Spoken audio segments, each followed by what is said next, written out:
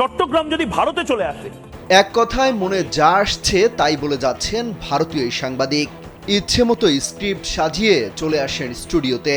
সংবাদ উপস্থাপনার নামে এমন সব অঙ্গভঙ্গি করেন যেন দেখে মনে হয় কোনো কমেডি নাটকের চরিত্র করছেন। চট্টগ্রামে যে ধরনের অত্যাচার হচ্ছে হিন্দুদের থেকে, এতদিন তার এমন উপস্থাপনাকে অনেকেই হকারি সাংবাদিকতা বলে রসিকতা করেছেন।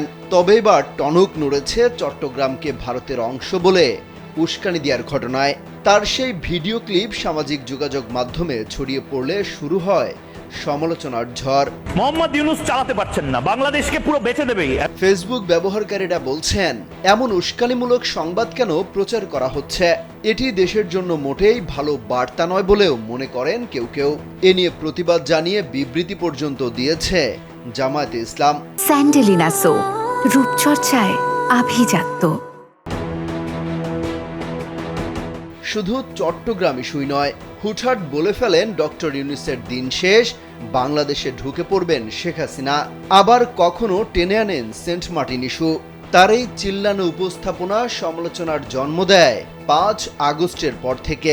শেখ হাসিনা সরকারের পতনকে যেন কোনোভাবেই বিশ্বাস করতে পারছেন না ভারতীয় গণমাধ্যম রিপাবলিক বাংলার এই উপস্থাপক। সেই থেকে প্রায় প্রতিদিনই বাংলাদেশের কোনো না কোনো ইস্যু নিয়ে হাজির হন টিভির পর্দায়। দেন একের পর এক মন গড়া তথ্য, যেন ভিউ ব্যবসায় নেমেছে এই গণমাধ্যমটি।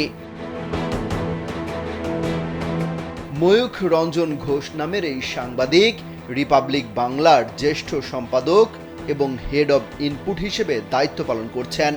এর আগে তিনি নিউজ 18 বাংলা, টাইমস নাও, এবিপি আনন্দে কাজ করেছেন। অমিত হাসান রবিন, কালবেলা।